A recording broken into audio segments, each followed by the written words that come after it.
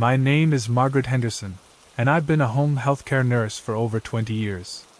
What I discovered in Willowbrook during the winter of 2022 still haunts me. I thought I'd seen everything working in elder care, but nothing prepared me for what I found at Sunset Manor. It started on February 14, 2022, when I received a call from the State Health Department. They'd lost contact with Sunset Manor, a small nursing facility in Willowbrook, about 60 miles outside Sacramento. The facility housed 12 residents, all over 75, with various levels of care needs. The administrator, Patricia Kowalski, hadn't returned calls for 3 weeks, and the state's automated monitoring system showed irregularities in medication orders and supply deliveries. I was assigned to conduct a welfare check and facility inspection. This wasn't unusual. Small nursing homes in rural areas often struggled with staffing and communication issues. What made this different was the complete radio silence. No return calls, no response to certified letters, no contact with families. I was driving my 2018 Honda CR-V through the winding mountain roads leading to Willowbrook when the first signs of trouble appeared. The February weather was typical for Northern California: cold, overcast, with intermittent drizzle that made everything look gray and depressing. The town looked almost abandoned. Most businesses were closed, for sale, signs dotted the main street, and the few people I saw quickly disappeared indoors when they spotted my official state vehicle. Willowbrook had been declining for years. The lumber mill closed in 2018, taking most of the jobs with it. Young families moved away, leaving behind an aging population that couldn't afford to maintain the town's infrastructure. Sunset Manor was one of the few businesses still operating, serving as the primary eldercare facility for 3 counties. The facility sat on the outskirts of town, a single-story building constructed in the 1970s that had seen better days. The parking lot was empty except for a rusted 2009 Toyota Camry with expired tags and a flat tire. As I approached the front entrance, I noticed the landscaping was overgrown, trash littered the walkway, and several windows had cardboard taped over broken glass. The front door was unlocked. Inside, the smell hit me immediately. Not the usual nursing home odors of disinfectant and cafeteria food, but something else. Decay. Neglect.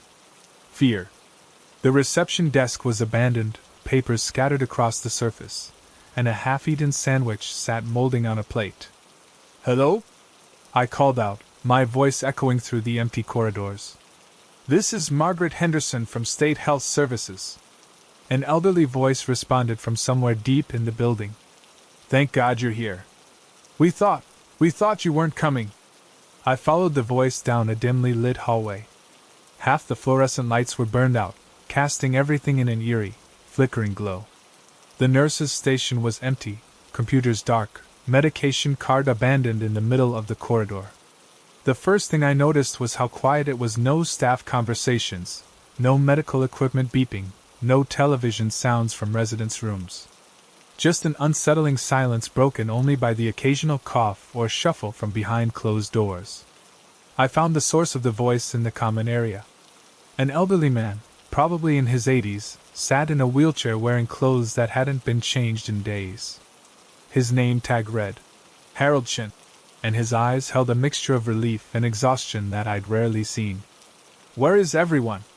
I asked, pulling out my clipboard and trying to maintain professional composure despite the growing knot in my stomach. Harold's voice was hoarse, like he'd been calling out for help for days.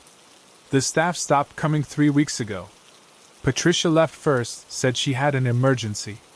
Then the nurses stopped showing up for their shifts. The kitchen staff, the cleaning crew, even the maintenance guy, they all just disappeared." My blood ran cold. According to my records, Sunset Manor had been receiving full state funding and had passed its last inspection just 4 months earlier. "How many residents are still here?" 11 of us now. We lost Emma last week." Harold's voice broke slightly. "She was in room 7. We didn't know what to do." I immediately tried calling my supervisor, but my cell phone showed no signal. The landline in the office was disconnected. The phone company had cut service for non-payment. I was completely isolated with 11 elderly residents who had been abandoned by everyone responsible for their care. Harold began explaining the nightmare they'd been living. The residents had been trying to take care of each other as best they could. Those who could still walk helped those who couldn't. Robert Martinez, a retired mechanic with mild dementia, had figured out how to operate the facility's backup generator when the power was shut off. Dorothy Williams, a former teacher, had been rationing the medication she could access and trying to maintain some semblance of medical care despite having no training. "We didn't know who to call," Harold said, tears forming in his eyes. "Most of us don't have family, and the ones who do, well, their families put them here for a reason." Dorothy tried to walk to town for help, but she fell and hurt her hip. "We've been taking turns sitting with her." The more I learned, the more horrifying the situation became. They'd been sharing the little food left in the kitchen, mostly crackers, canned soup, and expired sandwiches from the staff refrigerator. The residents had created a buddy system, with those who were more mobile checking on the bedridden residents throughout the day and night. I spent the next 2 hours documenting conditions and trying to assess the immediate medical needs of each resident. The kitchen was nearly empty, the walk-in freezer warm and filled with spoiled food. The medication room was locked, but I could see through the glass door that many prescriptions were missing, either taken by fleeing staff or used up during the 3 weeks of abandonment. 3 residents were bedridden and hadn't been properly cleaned or cared for in days. Dorothy Williams was indeed suffering from what appeared to be a fractured hip, lying on a makeshift bed in the common area where the other residents could monitor her condition. An elderly man named Frank Thompson was showing signs of diabetic distress. His insulin had run out a week earlier. But the most disturbing discovery came when I checked the administrator's office. Patricia Kowalski's desk was cleared out, but she'd left behind a folder marked "Confidential County Records." Inside were documents showing that Sunset Manor had been losing money for months, but not due to reduced state funding, as she told the staff. The facility was actually profitable. Patricia had been embezzling funds and falsifying financial reports. What shocked me more was a handwritten note tucked inside the folder. "Phase 2 implementation successful. Subjects responding as predicted. Document all behavioral adaptations. They'll never notice small town, forgotten people. Perfect test case for resilience study." Test case? Subjects? I felt sick reading those words. I found more evidence in Harold's room. He'd been keeping a detailed journal, documenting everything that happened after the staff left. According to his entries, Patricia had visited exactly 1 week before abandoning the facility. She hadn't come to check on the residents or address their concerns. She'd taken photographs of them, made notes about their living conditions, and asked detailed questions about how they were managing without professional care. She kept asking us how we were coping, Harold told me when I showed him his own journal entries. Said she was documenting natural adaptation patterns for some kind of research project. We thought she was just being thorough, maybe preparing a report for the state. The truth was far worse. Patricia Kowalski had been conducting unauthorized human experimentation on her own residents. She wanted to see how elderly people would survive without professional care, how they would adapt, what survival strategies they would develop. The residents of Sunset Manor weren't patients, they were test subjects in a cruel study on human resilience. As I dug deeper into the office files, I discovered that Patricia had connections to 2 other nursing homes in neighboring counties that had experienced similar staff shortages in recent months.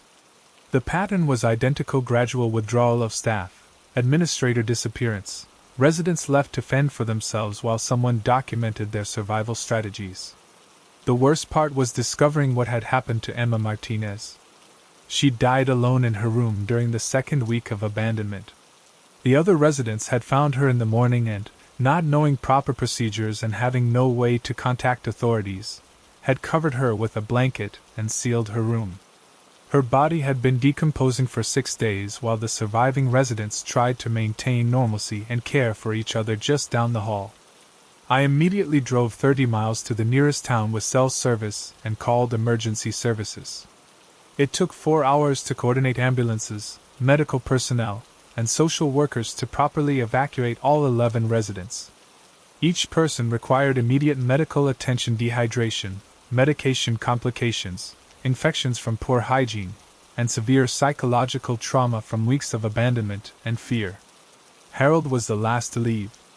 As paramedics loaded him into the ambulance, he grabbed my hand with surprising strength. "Will you find out what really happened to Emma?" he asked. "She was scared those last few days. Kept saying someone was watching us through the windows at night. We thought it was just confusion, but what if she was right?" That question haunted me as I stayed behind to secure the facility and gather evidence for the investigation. I found Patricia's research notes hidden in a locked file cabinet. Pages of detailed observations about the residents' behavior, their attempts at self-care, their emotional responses to abandonment. She documented everything like a scientist studying lab rats. The investigation revealed that Patricia Kowalski was part of a larger network involving several nursing home administrators across rural Northern California. They were conducting unauthorized research on elderly resilience and adaptation, funded by a pharmaceutical company studying stress responses in aging populations. The research was completely illegal: no consent forms, no ethical oversight, no safety protocols.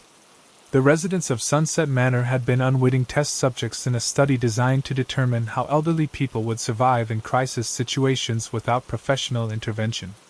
Patricia and her associates collected data on everything from medication rationing to social cooperation under extreme stress. They were literally experimenting on vulnerable human beings to develop efficiency models for elder care during emergencies. 11 people, forgotten by their families and society, left to fend for themselves while being secretly observed and documented like laboratory animals. Emma Martinez had died not from natural causes, but from deliberate neglect as part of a research protocol that treated human lives as expendable data points. The criminal trial lasted 8 months. Patricia Kowalski was sentenced to 15 years in prison for elder abuse, fraud, and involuntary manslaughter. 2 other administrators received similar sentences, and the pharmaceutical company paid a record fine while claiming they had no knowledge of the illegal research methods. Harold Chin spent his remaining years at a quality facility in Sacramento, where I visited him regularly until his death in 2024. He testified at the trial with remarkable courage, helping to ensure that Patricia and her associates faced justice. Before he died, he told me that surviving those 3 weeks at Sunset Manor had taught him something important about human resilience, but it was a lesson no one should have to learn. The Sunset Manor building still stands empty in Willowbrook, windows boarded up, weeds growing through cracks in the parking lot. Sometimes I drive past it on my way to other facilities, and I think about how easy it would be for something like this to happen again. How many other small-town nursing homes operate on the edge of failure? How many vulnerable elderly people live one administrator's decision away from abandonment? What I learned that day changed how I approach every facility inspection. I look for signs that go beyond standard violations: unusual staff turnover, administrators who seem more interested in observing residents than caring for them, facilities that seem too isolated from community oversight. Trust is earned through consistent actions, not assumed through credentials and licenses. The most vulnerable people in our society deserve better protection than a system that could forget them so easily, and they certainly deserve better than becoming unwilling subjects in someone's twisted research project. Have you ever wondered about the quality of care in your local nursing homes? Do you think small towns do enough to protect their elderly residents, or are there too many places where people could simply disappear? What would you do if you discovered a situation like this in your community? My name is Jennifer Walsh, and I've been a mail carrier in Pinehurst for 12 years. What I discovered about my route on Elm Drive in March 2023 still makes me check my locks twice every night. Sometimes the people who seem most harmless are hiding the darkest obsessions. It started on March 8, 2023, when I noticed unusual activity at 1247 Elm Drive. The house belonged to Vincent Carmichael, a quiet sculptor in his 50s who'd moved to Pinehurst from Portland 3 years earlier. He kept to himself, ordered art supplies through the mail constantly, and always gave me a polite nod when I delivered his packages. Vincent was the kind of neighbor everyone appreciated: quiet, clean property, no loud parties or complaints. What caught my attention wasn't Vincent himself, it was his sudden intense interest in his neighbor at 1245 Elm Drive. David Richardson, a 28-year-old physical therapist, had lived there since 2019. Nice guy, worked at Riverside Medical Center, drove a forest green 2017 Subaru Outback. He jogged every morning at 6 a.m., kept his lawn immaculate, and worked late shifts 3 days a week. Normal neighbor doing normal things. Except Vincent had started watching him obsessively. I first noticed it during my Tuesday morning route in early March. Vincent would time his yard work perfectly with David's departure for work at 8:15 a.m. He'd pretend to tend his garden while David loaded his car, walked to his mailbox, or jogged down the street.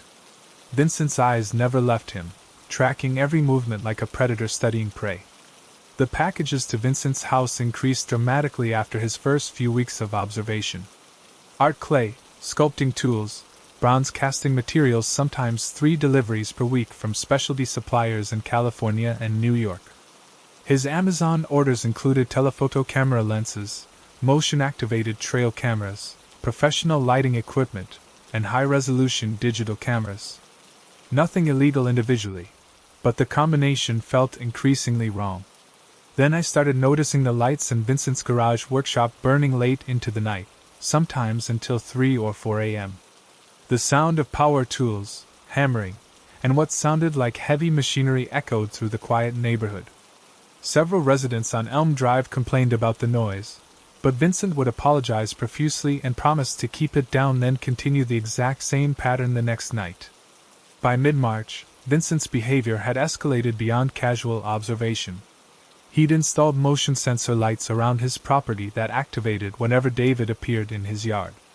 He'd positioned lawn chairs and garden benches to provide clear sight lines to David's house. Most disturbing, he'd begun taking long walks that coincidentally matched David's jogging route, always carrying a camera bag and claiming to be interested in architectural photography. The turning point came on March 22 when David Richardson approached me during my morning route. He looked exhausted, paranoid, constantly glancing over his shoulder toward Vincent's house. "Jennifer, I need to ask you something," he said, his voice low and nervous. "Have you noticed anything strange about my neighbor lately? The guy in the gray house?" I told him about Vincent's increased activity, the constant packages, and the late-night workshop sessions. David's face went pale. "He's been taking pictures of me," David said, rubbing his temples like he had a headache. "Multiple times I've caught him with a camera pointed directly at my house. When I confronted him about it last week, he claimed he was photographing birds for some nature project. But Jennifer, there's more. I found footprints in my backyard near my bedroom window. Someone's been standing there regularly. The grass is worn down in a perfect rectangle." David explained that his sleep had been disturbed for weeks by sounds outside his house.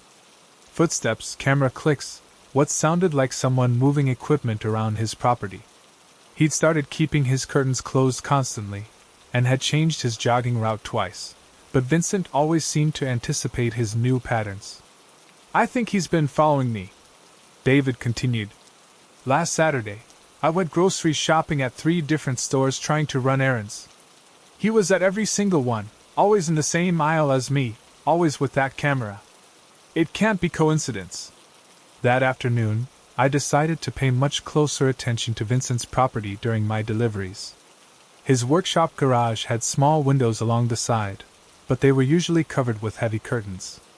However, on March 24th, one curtain had shifted slightly during a windstorm, giving me a partial view inside. What I saw made my blood run cold and my hands shake as I tried to finish my route. Statues. Dozens of them. All depicting the same person, David Richardson. There were clay sculptures of David jogging, captured mid-stride with anatomically perfect detail. Bronze castings showed him getting his mail, washing his car, stretching after exercise. The craftsmanship was extraordinary. Vincent had captured not just David's physical appearance, but his mannerisms, his posture, even the specific way he held his keys or checked his phone. More disturbing were the pieces that showed David in poses clearly taken from photographs shot through windows. David reading on his couch, David cooking in his kitchen, David talking on the phone. These weren't public observations. Vincent had been spying on David's private moments and recreating them in permanent art. But the most horrifying pieces were positioned at the back of the workshop, partially covered by tarps. Life-size sculptures of David in intimate poses, sleeping, showering, changing clothes. The detail was so precise that Vincent must have spent hours studying David's most vulnerable moments. These weren't artistic interpretations, they were documentary evidence of extensive voyeurism. I immediately called my supervisor and reported what I'd seen. She contacted the Lincoln County Sheriff's Department, but Deputy Martinez explained that observing neighbors and creating art weren't technically crimes, even if the behavior seemed disturbing. Without evidence of actual trespassing or direct threats, their hands were tied by privacy laws and First Amendment protections. "Ma'am, we get calls about weird neighbors all the time," Deputy Martinez told me. "Unless he's threatening Mr. Richardson or actually breaking laws, making art about someone isn't illegal. Even creepy art." That changed dramatically on March 28th when David called me in complete panic. "Jennifer, I think he was inside my house," David said, his voice shaking so badly I could barely understand him. "I came home from my late shift at the medical center around 11 p.m., and things were different. Nothing stolen, nothing obviously disturbed, just rearranged. My coffee mug was in a different position on the counter. My bedroom pillows were fluffed and positioned differently than how I leave them. My bathroom towels were refolded." David had initially dismissed these changes as his own forgetfulness after long work shifts. But then he found something that confirmed his worst fears. "There was clay residue on my bathroom counter, Jennifer. Small flecks of the same gray clay I've seen Vincent working with in his yard. And there were smudges on my mirror, like someone had been taking measurements or positioning something for photographs." Clay residue. Vincent had been inside David's house, possibly multiple times, studying him at close range for his sculptures. The implications were terrifying. I convinced David to install security cameras immediately and change all his locks. The footage from the first night was disturbing but not entirely surprising. Vincent's silhouette moving around David's yard at 2 a.m., testing windows and doors, taking measurements of outdoor spaces, positioning what appeared to be camera equipment for better angles. But the second night's footage was absolutely terrifying and provided the evidence police needed. Vincent had somehow gained access to David's house while he slept. The timestamp showed him entering through the back door at 1:47 a.m. using what appeared to be a key he probably made copies during previous break-ins. For 43 minutes, Vincent moved through David's home like a phantom, photographing everything from multiple angles, taking precise measurements with a tape measure, and collecting small personal items. He photographed David's clothing, his toiletries, his books, even the inside of his refrigerator. Vincent was documenting every aspect of David's life for perfect accuracy in his sculptures. Most chilling, he collected samples, a coffee cup, a t-shirt from the laundry, strands of hair from David's pillow, even used tissues from the bathroom trash. The most disturbing part was Vincent's behavior in David's bedroom. He stood motionless beside the bed for nearly 10 minutes, just watching David sleep, occasionally reaching out as if to touch him before pulling his hand back. He photographed David from every angle, adjusting the lighting with a small flashlight to capture shadows and contours. He was studying his subject like a scientist documenting a specimen. When David showed this footage to police, they finally had grounds for arrest warrants. But Vincent had somehow anticipated this development. The raid on his property on April 3rd revealed the true scope of his obsession, and it was far worse than anyone had imagined. The garage workshop contained 47 sculptures of David in various poses and stages of completion. Some were small studies, others life-sized installations. Vincent had documented David's daily routines in minute detail: work schedules, jogging routes, grocery shopping patterns, social activities, even his sleep positions. Vincent had created a comprehensive timeline tracking David's movements over the past 18 months, complete with photographs, sketches, and detailed notes about David's habits, preferences, and personality traits. He knew David's work schedule better than David's own supervisor, had mapped every route he took through town, and could predict his behavior with frightening accuracy. More disturbing were Vincent's written journals. Pages of detailed observations about David's physical characteristics, personality traits, and emotional expressions.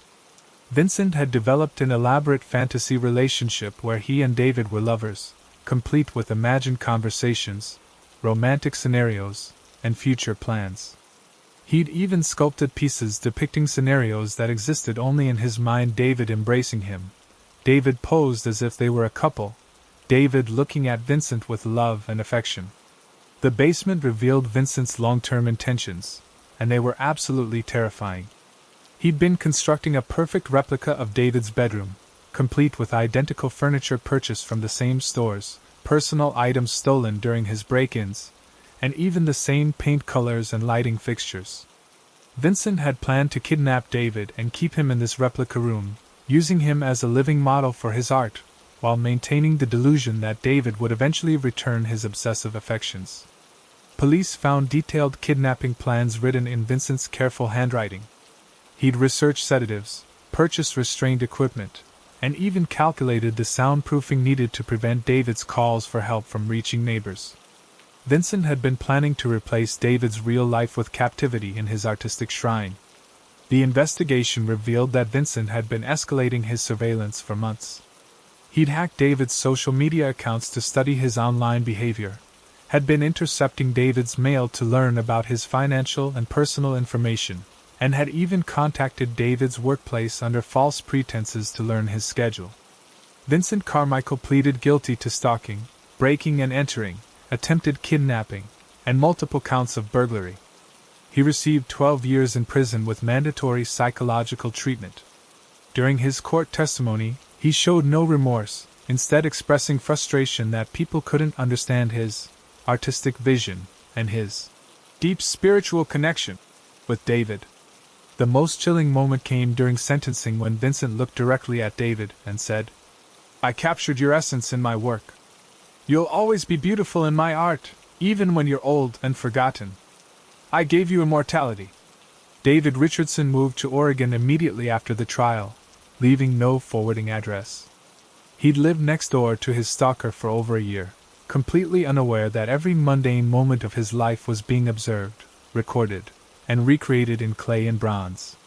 Vincent had turned David's privacy, his sense of safety, even his sleep, into material for an obsessive artistic project that reduced him to an object for study and possession.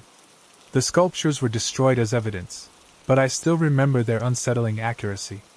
Vincent had studied David so intensively that he could recreate him perfectly from memory. That level of observation, that depth of unwanted intimacy, represented a violation that went far beyond simple stalking. It was the complete theft of someone's private existence. Pinehurst felt different after Vincent's arrest.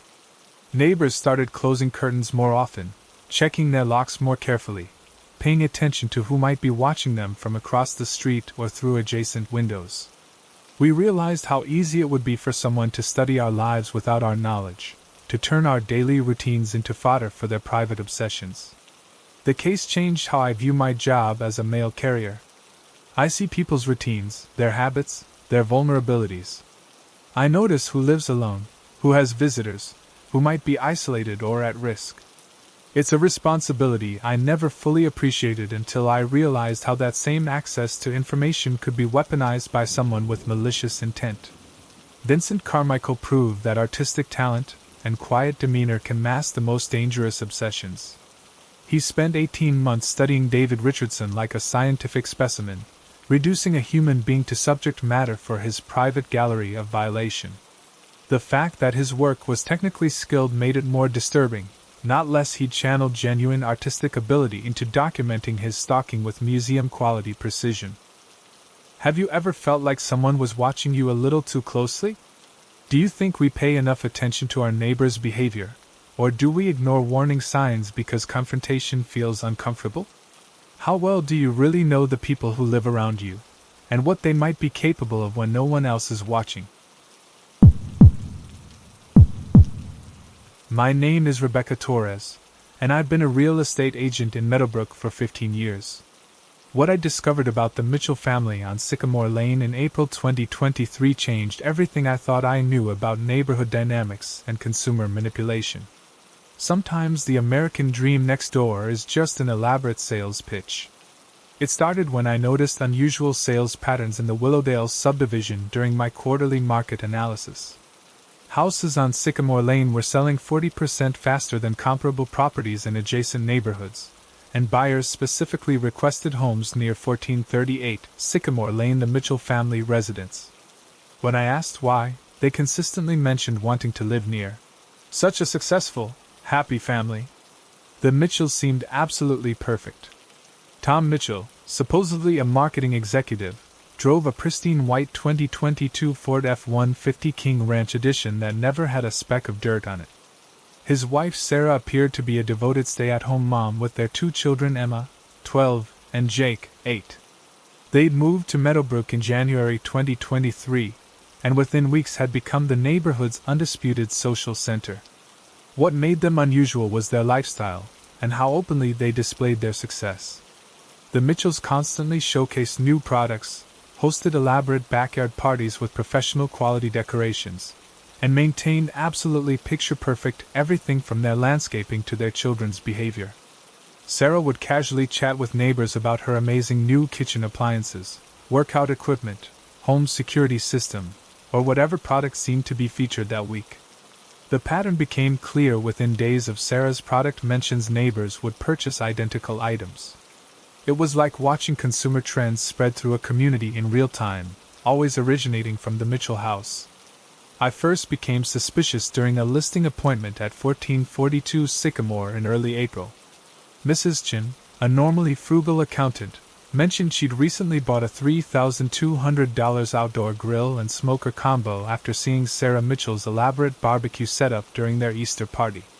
Sarah made it sound so practical and affordable, Mrs. Chin explained, looking slightly embarrassed. She talked about how it brought their family together and saved money on restaurant meals. But now I realize we never actually grill. My husband doesn't even like barbecue food. Similar stories emerged throughout the neighborhood. The Hendersons had purchased a $4,800 home theater system after watching movies at the Mitchell's house, complete with surround sound and luxury recliners. The Williams family had installed an $8,500 above-ground pool after attending one of Sarah's pool parties, despite having a tiny backyard that barely accommodated it. The Garcias had bought a $45,000 luxury SUV after Sarah mentioned how much she loved their family road trips and how safe she felt in their vehicle. I started tracking these purchases out of professional curiosity. In just 3 months, Sycamore Lane residents had collectively spent over $180,000 on items they'd first encountered at the Mitchell house. The pattern was too consistent and too immediate to be coincidental. It felt orchestrated. On April 15th, I decided to investigate further. I researched Tom Mitchell's supposed employer, Pinnacle Marketing Solutions, in downtown Sacramento. The company existed and had a professional website, but when I called their HR department claiming to verify employment for a mortgage application, they had no record of Tom Mitchell as an employee. In fact, they'd never heard of him. Sarah's social media profiles showed a perfect life with professional quality photos, but something felt off about the images. When I ran reverse image searches on several photos, I discovered some were actually stock photography from lifestyle marketing websites. The children's school enrollment records were also inconsistent. Emma Mitchell was registered at Meadowbrook Elementary, but when I discreetly asked teachers during a community event, several had no memory of her attending classes regularly. The breakthrough came when I started paying attention to delivery patterns at the Mitchell house. Almost daily, commercial delivery trucks arrived, not personal package services like Amazon or FedEx, but specialized delivery vehicles from electronics retailers, furniture stores, appliance manufacturers, and home improvement companies. The volume suggested a business operation rather than typical family purchases. I contacted my friend Lisa at the county assessor's office to research the property ownership. The Mitchell house wasn't owned by Tom and Sarah Mitchell as I'd assumed. Instead, it was owned by something called Suburban Lifestyle Marketing LLC, a Delaware corporation with minimal publicly available information. On April 22nd, I decided to observe the Mitchell house during regular school hours. What I saw confirmed my growing suspicions. Tom was systematically loading boxes and equipment into an unmarked white Chevrolet Express van while Sarah organized what appeared to be product samples and promotional materials in their garage. Most telling Emma and Jake were home on a Tuesday morning when they should have been in school, helping their parents sort merchandise. That evening, I attended Sarah's impromptu wine night for neighborhood ladies, which she'd announced that afternoon through the community Facebook group. She enthusiastically demonstrated 3 new products: a $400 robotic vacuum, a $600 smart home lighting system, and an $800 air purification unit. Her presentation felt rehearsed and scripted, like a polished sales pitch carefully disguised as casual conversation between friends. "This air purifier has completely transformed our home environment," Sarah said, showing detailed charts about air quality improvements and health benefits. "Emma's seasonal allergies completely disappeared after the first week, and Jake's asthma symptoms have virtually vanished." But Emma wasn't even home that evening. I'd seen her leave in Tom's van hours earlier with what appeared to be overnight bags. I researched Suburban Lifestyle Marketing LLC through business databases and discovered it was a subsidiary of Influx Consumer Research, a larger company specializing in what their website called environmental marketing strategies and authentic lifestyle integration. Their services included neighborhood influence campaigns, residential product placement, and organic word-of-mouth generation. The pieces were falling into place, and the picture was disturbing. The Mitchell family wasn't a real family at all. They were professional actors hired to create artificial word-of-mouth marketing in suburban communities. Their entire lifestyle was carefully designed to make neighbors want to emulate their apparent success and happiness through strategic purchases. The operation was remarkably sophisticated. Tom and Sarah had been trained to identify neighborhood social dynamics, target the most influential residents, and create artificial scarcity and desire around specific products. Their children were child actors who appeared periodically to maintain the family illusion, but actually lived elsewhere and attended different schools. Every product in their home was strategically placed for maximum neighbor visibility. Their elaborate yard parties weren't genuine social events. They were essentially focus groups designed to gauge product interest and refine sales approaches. Sarah's casual conversations with neighbors weren't friendly chats. They were market research sessions disguised as friendship. On April 28th, I decided to confront Sarah directly. I approached her during her usual morning gardening session, which I now realize was time to interact with neighbors heading to work. She maintained the friendly neighbor charade initially, asking about my family and complimenting my landscaping. But when I mentioned Suburban Lifestyle Marketing by name, her entire demeanor changed instantly. The warm smile disappeared, her posture shifted, and she looked at me with the calculating expression of a caught professional. "Look, it's not illegal," Sarah said, completely dropping her bubbly neighbor persona. "We provide a legitimate service. People want to improve their lives and find happiness, and we show them products that genuinely work.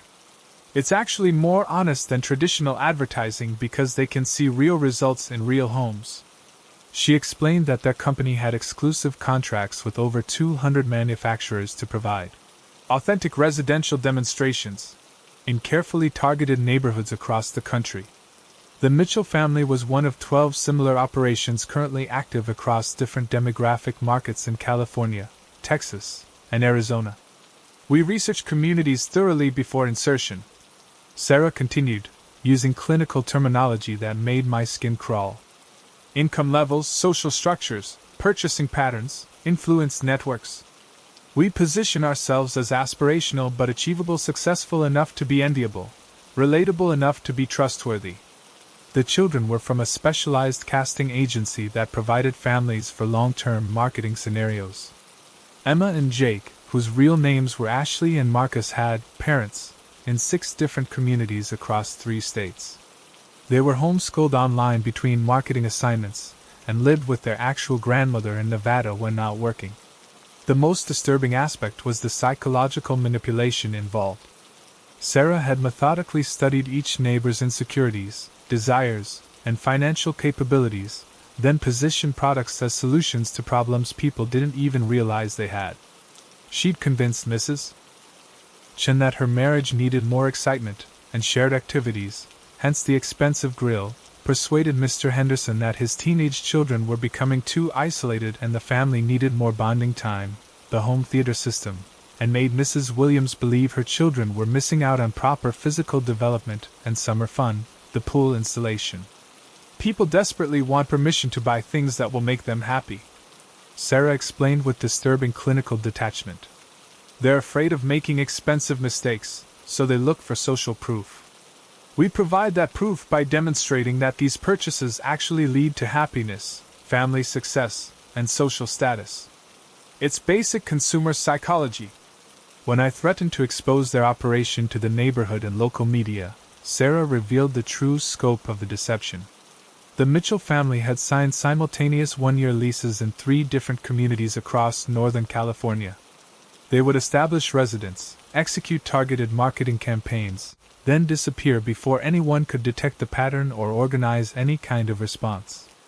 By the time people realize what happened, if they ever do, we're already gone, Sarah said. And honestly, most of our neighbors are genuinely happy with their purchases.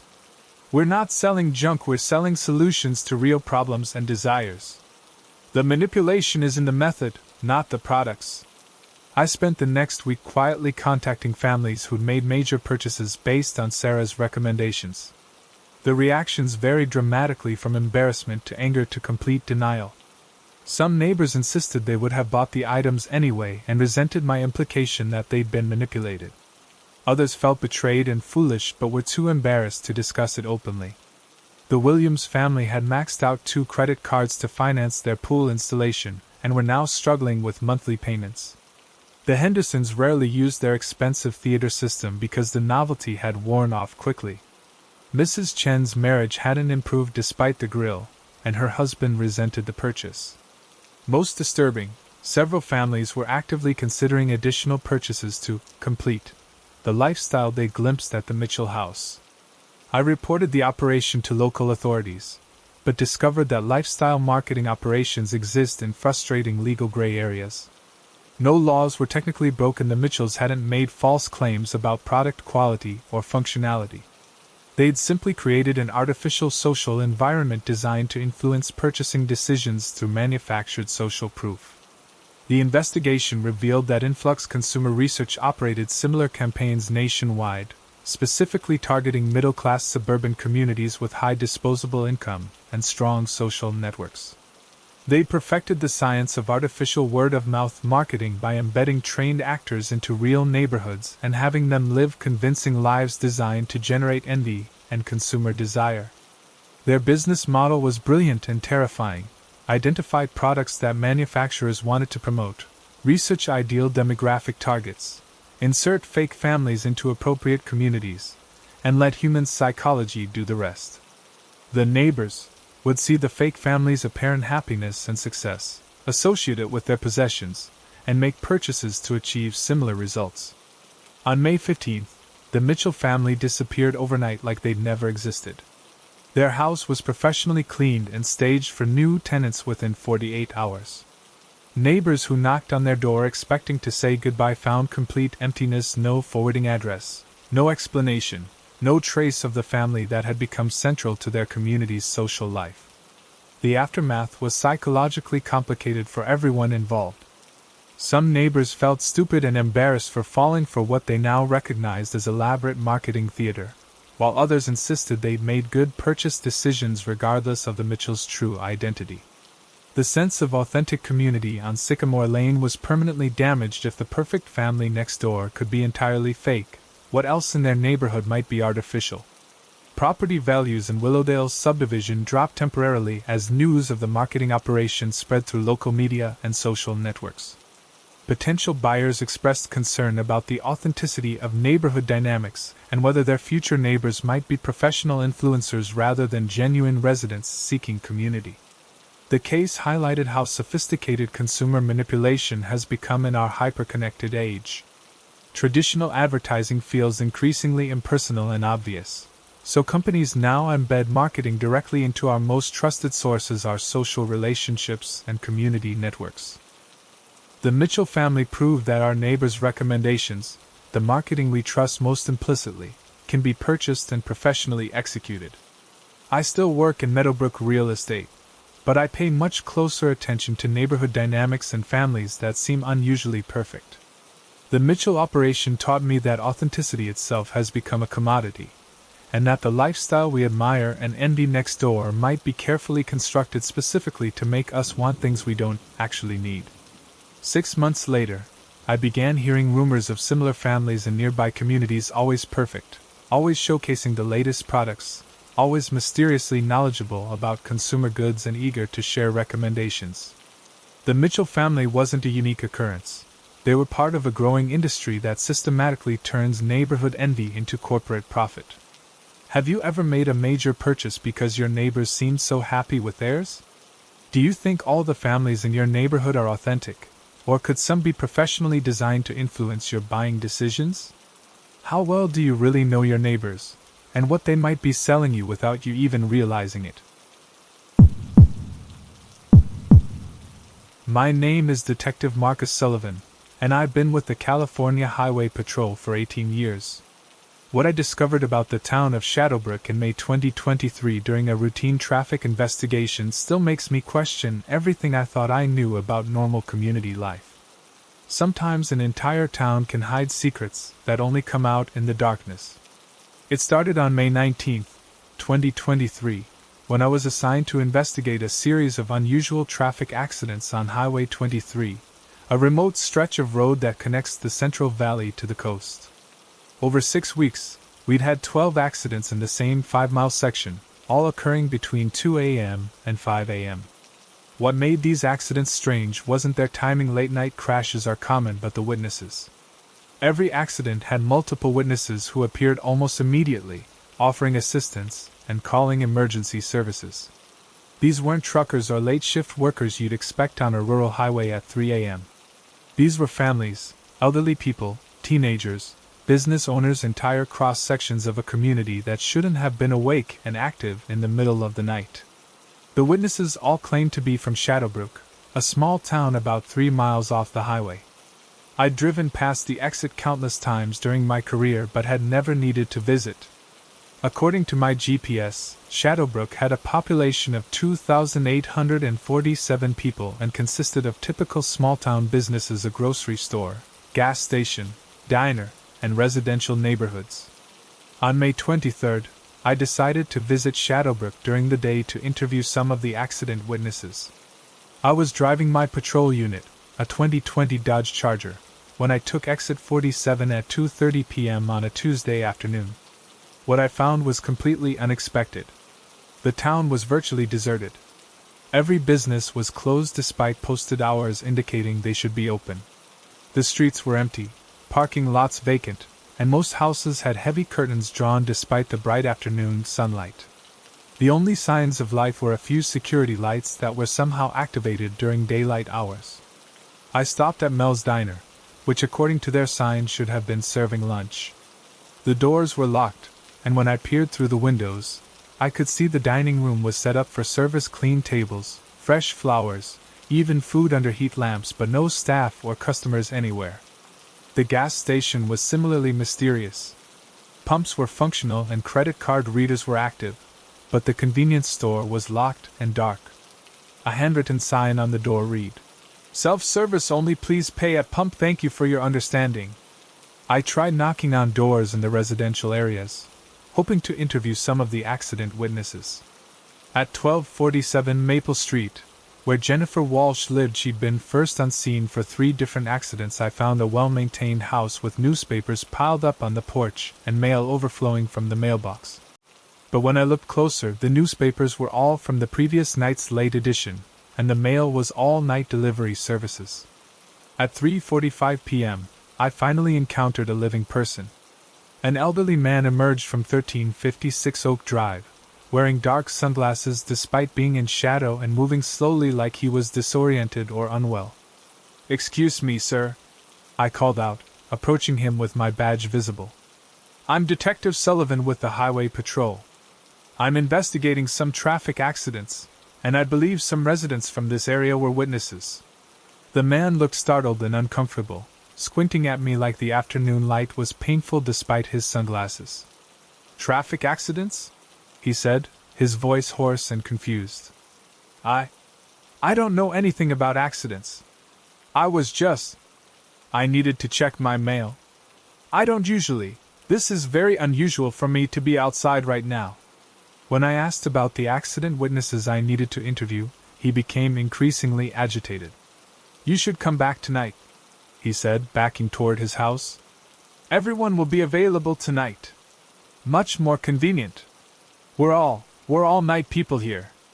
Work schedules, you understand." He disappeared into his house before I could ask follow-up questions, leaving me standing alone on the empty street. I decided to research Shadowbrook more thoroughly. County records showed the town was incorporated in 1962, had a stable population, and reported normal tax revenues from local businesses. But when I looked at utility usage patterns, something was clearly wrong. The town's electricity consumption peaked between 10 p.m. and 6 a.m., the exact opposite of normal residential patterns. More disturbing, emergency service calls from Shadowbrook were almost exclusively between midnight and dawn. Medical emergencies, domestic disputes, noise complaints, even routine police calls all clustered in the pre-dawn hours. During daylight, Shadowbrook generated virtually no emergency service requests. On May 25th, I decided to return to Shadowbrook at night to see what the town was really like after dark. I arrived at 11:30 p.m. and found a completely different community. Every business was open and bustling with activity. Mel's Diner was packed with families having dinner, couples on dates, and groups of friends socializing. The gas station convenience store was busy with customers buying snacks, cigarettes, and lottery tickets. The grocery store had full staff and shoppers filling their carts like it was Saturday afternoon. Children were playing in parks under floodlights. Teenagers were hanging out at the high school parking lot. Senior citizens were walking dogs and tending gardens. The entire town was living normal daily life, except it was happening at midnight. I entered Mel's Diner and was greeted by a cheerful waitress named Carol who seemed genuinely happy to see a customer. "Welcome to Shadowbrook, officer," she said, leading me to a booth. "You're out pretty late tonight. Most law enforcement folks don't make it through town until closer to morning." I ordered coffee and asked casual questions about the community. Carol explained that Shadowbrook had always been a night town, where people preferred evening hours for work and social activities. "It's quieter at night," she said. "Less traffic, cooler temperatures, more peaceful.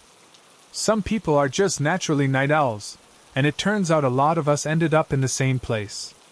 But as I observed the other customers, something felt off. Conversations were muted, people seemed to avoid direct eye contact, and everyone appeared slightly uncomfortable under the diner's bright fluorescent lights. Many patrons wore sunglasses even indoors, and several had what appeared to be light sensitivity issues. At 12:45 a.m., I walked through the residential neighborhoods. Every house was brightly lit, families were visible through windows, and people were working in their yards. But the activity felt forced and unnatural, like everyone was performing normal life rather than living it. I knocked on Jennifer Walsh's door at 1:15 a.m. She answered immediately, fully dressed and alert like she'd been expecting visitors. "Detective Sullivan," she said, recognizing me from our previous phone conversations. "I was wondering when you'd come to talk about those accidents. Terrible situations, but I'm glad I was able to help." Jennifer invited me in and offered coffee, moving through her house with familiarity despite every room being lit by artificial light. When I asked about her schedule and why she'd been on the highway during the early morning hours, her explanation was rehearsed and unconvincing. "I work unconventional hours," she said. "I'm a freelance writer, so I keep my own schedule. I find I'm most productive late at night when it's quiet." But when I looked around her house, I saw no evidence of writing, no computer setup, no office space, no manuscripts or books. Her refrigerator was stocked with food that would typically be eaten during daylight hours, but she was preparing what appeared to be breakfast at 1:30 a.m. Over the next 3 hours, I interviewed 7 other accident witnesses. Their stories were consistent but felt coordinated. Everyone claimed to work night shifts, have insomnia, or simply prefer evening hours. But none of their explanations fully explained why an entire community of nearly 3,000 people would all adopt identical nocturnal schedules. The breakthrough came at 4:30 a.m. when I observed something that changed everything. As dawn approached, the activity level in town increased dramatically. People were rushing to complete errands, businesses were hurrying to serve final customers, and families were gathering children to head home. It felt like an entire community was racing against sunrise. At exactly 5:47 a.m., when the first rays of sunlight hit the main street, something extraordinary happened. Within minutes, the entire town shut down. Businesses locked their doors mid-transaction, people abandoned conversations and rushed indoors, and the streets became completely deserted. It was like watching a town-wide emergency evacuation triggered by daylight. I followed several residents as they hurried home, and what I observed was deeply unsettling. People were covering their faces, moving quickly between shadows, and entering houses through back doors or garages to avoid direct sunlight. Some individuals appeared to be in genuine distress, squinting painfully even in the dim dawn light. I spent the morning researching medical conditions that could cause extreme light sensitivity in large populations. Porphyria, certain medications, and some genetic disorders can cause photophobia, but affecting an entire town seemed medically impossible. The answer came from an unexpected source. While reviewing old newspaper archives, I found a 1987 article about Shadowbrook in the Fresno Bee. The town had been the site of a chemical plant explosion that released unknown industrial compounds into the air and water supply. The incident was quickly covered up, residents received modest settlements, and the plant was permanently closed. According to the article, many residents reported persistent health problems following the explosion, including severe light sensitivity, disrupted sleep patterns, and chronic fatigue during daylight hours. Over time, the entire community had adapted by shifting to nocturnal schedules to accommodate their medical conditions. But the cover-up went deeper than a simple industrial accident. Further investigation revealed that the chemical plant had been conducting unauthorized experiments with photosensitive compounds designed for military applications. The explosion had exposed the entire town to experimental chemicals that permanently altered their circadian rhythms and light tolerance. The federal government had quietly relocated families who wanted to leave and provided medical support for those who stayed. Over 35 years, Shadowbrook had evolved into a functioning nocturnal community where people could live normal lives despite their chemically induced medical conditions. The traffic accidents weren't coincidental, they were the result of Shadowbrook residents traveling to neighboring towns for medical appointments, work, or family visits that required daytime schedules. The stress of exposure to sunlight was causing disorientation and delayed reactions that led to crashes. When I presented my findings to the California Highway Patrol and county health officials, they confirmed what I'd discovered. Shadowbrook was a medically compromised community that had been quietly monitored by state and federal agencies for decades. The residents weren't hiding anything sinister, they were simply trying to live normal lives despite permanent medical conditions caused by corporate negligence. The town's secrecy wasn't about shame or supernatural activities. It was about protecting a vulnerable population from curiosity seekers, medical researchers, and potential exploitation. The residents had created a functioning society adapted to their unique needs, and they deserved privacy and respect. Following my investigation, the Highway Patrol worked with Shadowbrook leaders to establish safer travel protocols for residents who needed to venture out during daylight hours. We also improved emergency response procedures for their community's unique schedule patterns. I still patrol Highway 23 regularly, and I occasionally stop in Shadowbrook during their active hours. It's a reminder that communities can adapt to extraordinary circumstances, and that sometimes what appears mysterious or suspicious is simply people finding ways to survive and thrive despite challenges beyond their control. The residents of Shadowbrook taught me that normal life can take many forms, and that a town living at night isn't necessarily hiding dark secrets. Sometimes they're just making the best of a situation that was forced upon them by corporate irresponsibility and government cover-ups. Have you ever wondered what happens in your community during the hours when you're asleep? Do you think small towns can successfully hide major secrets from the outside world? What would you do if your entire community had to adapt to life-changing medical conditions caused by someone else's negligence? Thanks so much for watching. I can't express enough how much your support means. The likes, the comments, it all really helps the channel grow. If you enjoyed the video, make sure to hit that like button and share your thoughts in the comments below. I always take the time to read them. And don't forget to subscribe so you never miss out on any new videos. See you next time.